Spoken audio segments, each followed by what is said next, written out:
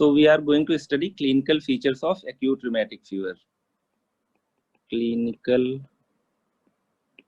features of acute rheumatic fever.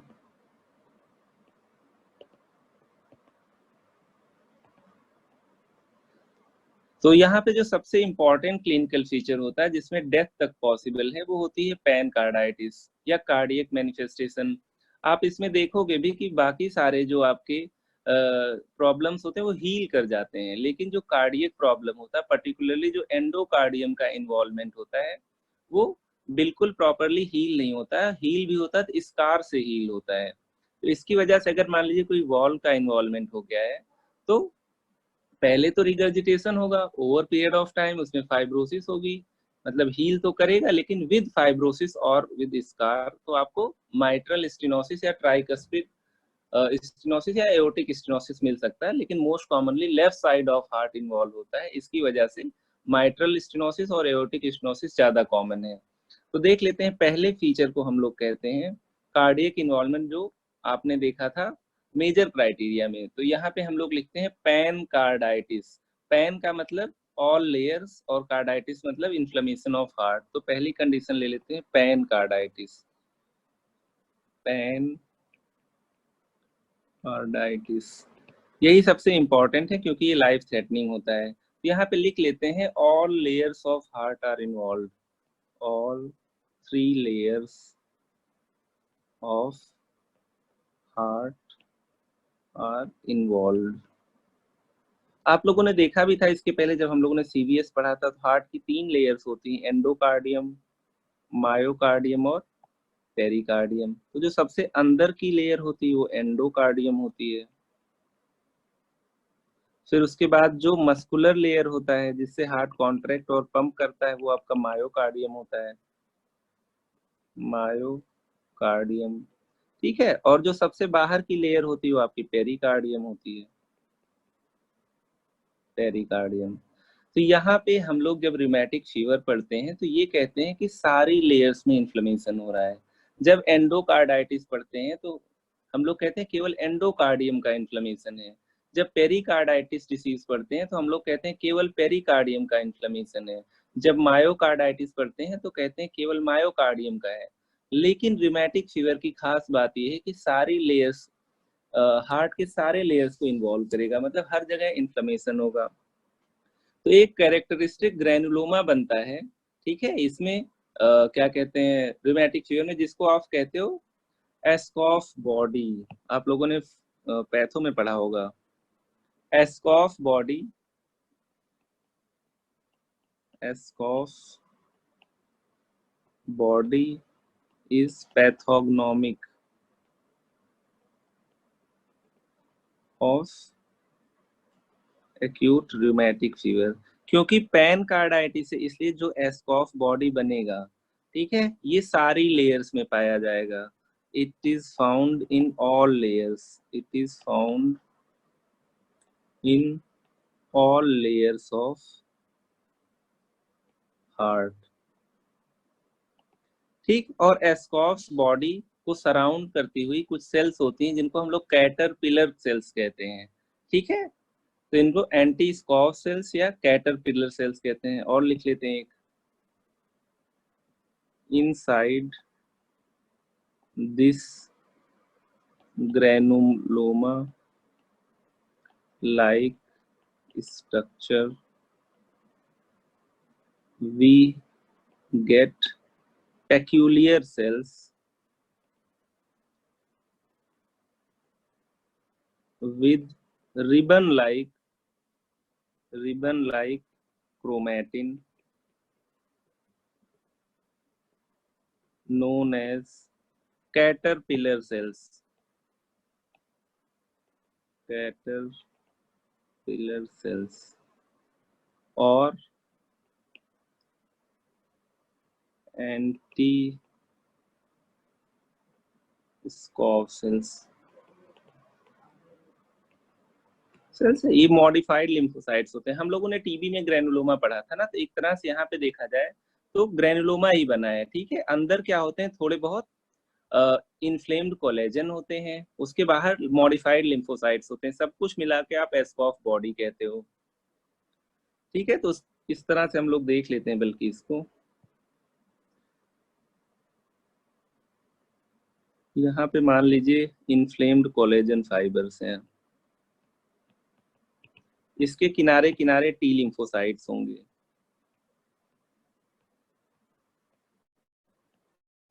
T lymphocytes, कुछ sales ऐसी होंगी जिनमें जो क्रोमेटिन मटेरियल होगा कुछ इस तरीके से हो जाएगा, कैटरपिलर टाइप से। ठीक है, रिबन लाइक क्रोमेटिन। ये बहुत ही रफ डायग्राम है, आप लोग इसको डिटेल में पैथो में पढ़ोगे। तो यहाँ पे हम लोग मार्क कर सकते हैं, बीच में आपका होगा inflamed collagen, inflamed collagen fibres. ये आपके लिम्फोसाइट्स होंगे, हो गए कुछ टी लिम्फोसाइट्स, और ये आपके कैटरपिलर सेल्स हो गए, कैटरपिलर सेल्स। इसको पूरे को आप कह देते हो एस्कॉफ्स बॉडी। ठीक है, तो सारे हार्ट के लेयर्स में इन्फ्लेमेशन मिलेगा। ठीक है, इन्फ्लेमेशन मिलेगा तो वहां पे एस्कॉफ बॉडीज भी मिलेंगी। तो अगर पूछा जाए कभी एस्कॉफ बॉडीज क्या होती हैं, तो granulomatous like structure in all layers of heart. ठीक है, बीच में कुछ इन्फ्लेम्ड कोलेजन फाइबर्स होते हैं, फिर टी लिम्फोसाइट्स होते हैं, फिर कुछ कैटरपिलर सेल्स होते हैं जिनको जिनको एंटी स्कॉफ सेल्स भी बोलते हो आप। ठीक है, तो पैन कार्डाइटिस में हर जगह एस्कॉफ बॉडी मिलेगा। अब हम लोग ये देख लेते हैं, अगर पैन कार्डाइटिस होगा तो हार्ट की डिफरेंट लेयर्स जब इन्वॉल्व होंगी तो क्या क्या मैनिफेस्टेशन उससे रिलेटेड मिलेंगे। और मैंने ये भी कहा है कि हार्ट डैमेज ही एक परमानेंट डैमेज होता है, बाकी सारा damage without any residual deformity heal हो जाता है। तो यहाँ पे देख लेते हैं, अभी तक जो पढ़े हैं इस बार इसको भी देख लेते हैं। मैंने कहा सबसे important manifestation acute rheumatic fever का पैन कार्डाइटिस होता है। हार्ट की सारी लेयर्स इन्वॉल्व होती हैं, एंडोकार्डियम, मायोकार्डियम, पेरिकार्डियम। एस्कॉफ बॉडी एक ग्रेनुलोमा लाइक स्ट्रक्चर होता है जो कि पैथोग्नोमिक होता है एक्यूट रूमेटिक फीवर के लिए, क्योंकि इन्फ्लेमेशन में सारी लेयर्स इन्वॉल्व हो रही हैं, है ना। तो ये सारी लेयर्स में पाया जाएगा, तभी हमने पैन कार्डाइटिस कहा है। इनमें कुछ सेल्स सराउंडिंग ऐसी होती हैं जिसमें जो क्रोमेटिन होता है वो रिबन लाइक हो जाता है, तो इसको हम लोग कहते हैं कैटरपिलर सेल्स या एंटी स्कॉफ सेल्स। यहाँ पे हम लोगों ने एक रफ डायग्राम देख लिया है, अब ये सब का डिटेल आप लोग पैथो में पढ़ लोगे। और हम लोग ये देख लेते हैं मैनिफेस्टेशन, अगर पैन कार्डाइटिस हुआ तो डिफरेंट पैन कार्डाइटिस। ठीक है, पैन कार्डाइटिस होगा तो सबसे पहले हम लोग देख लेते हैं एंडोकार्डियम के इन्वॉल्वमेंट को। फर्स्ट एंडोकार्डाइटिस, एंडोकार्डाइटिस के फीचर्स को हम लोग कैसे देख सकते हैं। एंडोकार्डियम अगर खराब होगा तो वॉल्स में हमने देखा था क्या हो जाता था, रिगर्जिटेशन होने लगता था, है ना। तो इन फॉर्म ऑफ यहाँ पे माइट्रल या एओर्टिक रिगर्जिटेशन,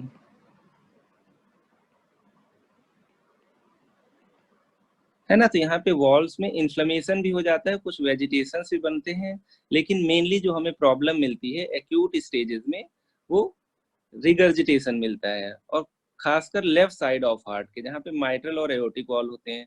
अभी तक हम लोगों ने यही पढ़ा है कि हर कोई चीज हील कर जाएगी विदाउट एनी रेजिडुआ, लेकिन ये जो वॉल का डिफेक्ट होगा ये प्रोग्रेस कर जाएगा क्रोनिक डिसीज में, और आगे चल के ये रूमेटिक हार्ट डिसीज में चेंज हो जाएगा ना। हम लोग कह रहे थे बाइट्स द हार्ट, तो एक्चुअली बाइट्स द एंडोकार्डियम। तो यहाँ पे आगे लिख लेते हैं, may progress to chronic disease, may progress to chronic valvular disease known as rheumatic heart disease, rheumatic heart disease। ठीक है, RHD। यहाँ पे एक इम्पॉर्टेंट चीज और है, हम लोग कई दिन से माइट्रल रिगर्जिटेशन, एओर्टिक रिगर्जिटेशन ये सब पढ़ रहे हैं।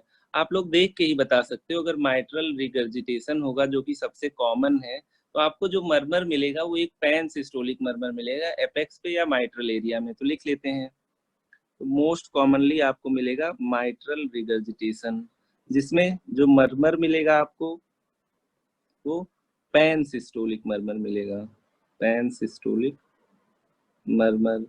इससे भी इम्पोर्टेंट एक चीज और है, जब हम लोगों ने एमआर पढ़ा था तो हम लोगों ने कहा था एक डायस्टोलिक फ्लो मरमर भी मिलेगा, है ना। जैसे मान लीजिए कि यहाँ पे अगर आपका हमने बना दिया है माइट्रल वॉल, ठीक है, और हमने कह दिया नॉर्मली वॉल्स ऐसे होते हैं, लेकिन जब इन्फ्लेम्ड वॉल वॉल होगा तो ये थोड़ा सा क्या होगा, इन्फ्लेम्ड होगा। ये थोड़ा सा माइट्रल स्टेनोसिस जैसा भी फीचर लाएगा, क्योंकि इसमें थोड़ा सा रिगर्जिटेशन हो गया था इधर को, तो ज्यादा ब्लड वापस भी आएगा, है ना, डायस्टोल में। तो आपको ये एक जेट ये मिलेगा और ये एक जेट रेड वाला लौट के आएगा। तो यहाँ पे इन्फ्लेम्ड वॉल्स हैं आपके, है ना, क्योंकि हम लोग एंडोकार्डाइटिस की बात कर रहे हैं। तो एक यहाँ पे डायस्टोलिक फ्लो मरमर भी मिलेगा, डायस्टोलिक फ्लो मरमर। आप लोग इसी को कहते हो कैरेकूम मरमर, नोन एज कैरेकूम्स मरमर, ठीक है। तो ये सब मेरे ख्याल से आप लोगों को पता होगा, कैरेकूम्स मरमर। अच्छा, एक चीज और बता देते हैं, यहाँ पे एस्कॉस बॉडी को यहाँ नहीं लिख रहे हैं, वो तो हर जगह मिलेगा। जैसे मान लीजिए यहाँ पे रिगर्जिटेशन हो रहा है, आपने कह दिया कि माइट्रल रिगर्जिटेशन सबसे कॉमन है, तो जो ये ब्लड जा रहा है आपके लेफ्ट एट्रियम में, ये कहीं ना कहीं लड़ेगा। मान लीजिए ये ब्लड यहाँ वॉल से लड़ जाता है, तो यहाँ पे एक पैच बन जाएगा, इसको आप कहते हो पैच। ये रिगर्जिटेंट जेट यहाँ आके लड़ रहा है, तो यहाँ पे कुछ न कुछ स्किन, आपकी स्किन नहीं, अंदर वाली सरफेस जो एट्रियम की है वो कुछ न कुछ डैमेज हो जाएगी। यहाँ एक पैच जैसा आपको मिलेगा, इसी को आप कहते हो मैकलम्स पैच, ठीक है। तो इसको भी लिख लेते हैं। ये आपका हो गया जहाँ पे रिगर्जिटेंट जेट लड़ रहा है, मैकलम्स पैच,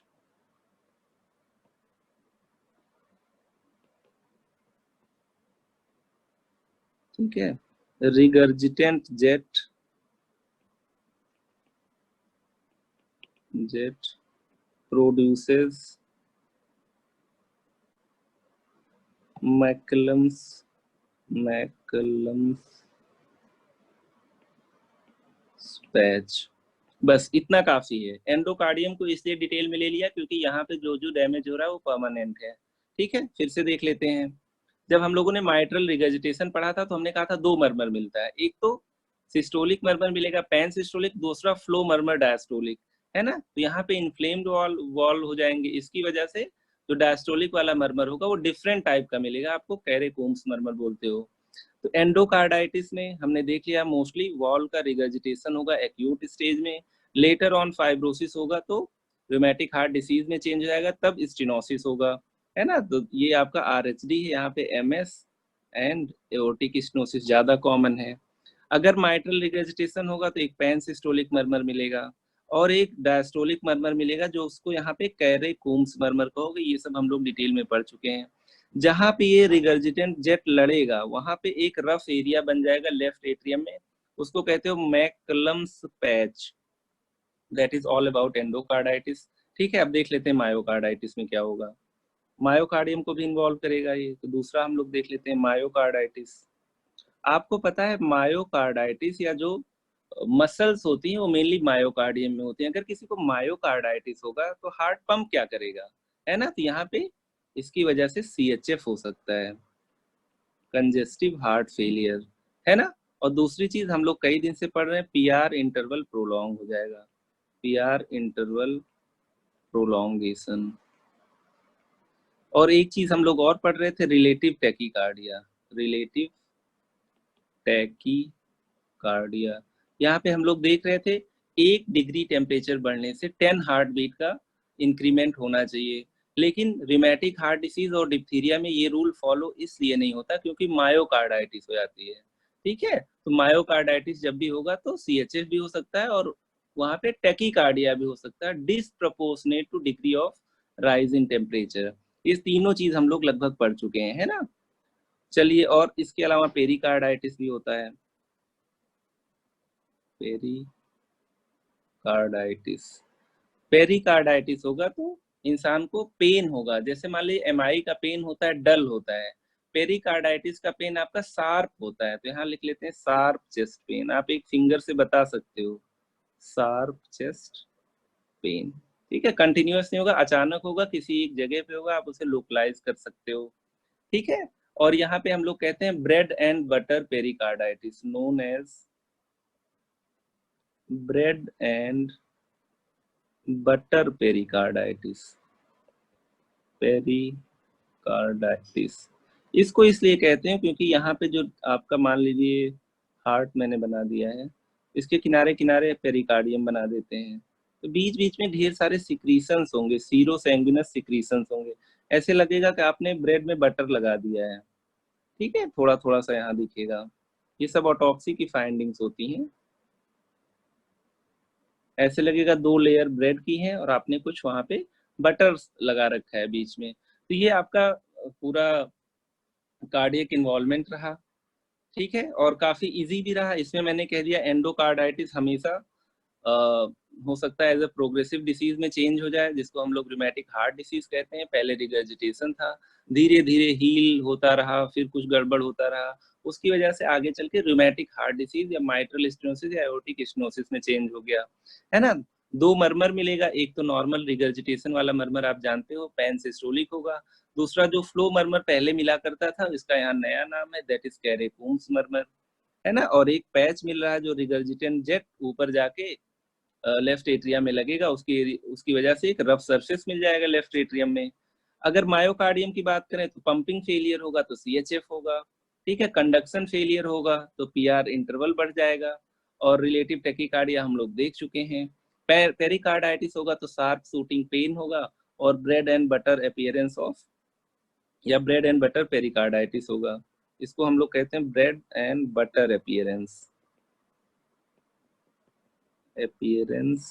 ऑफ पेरिकार्डियम। सब लोग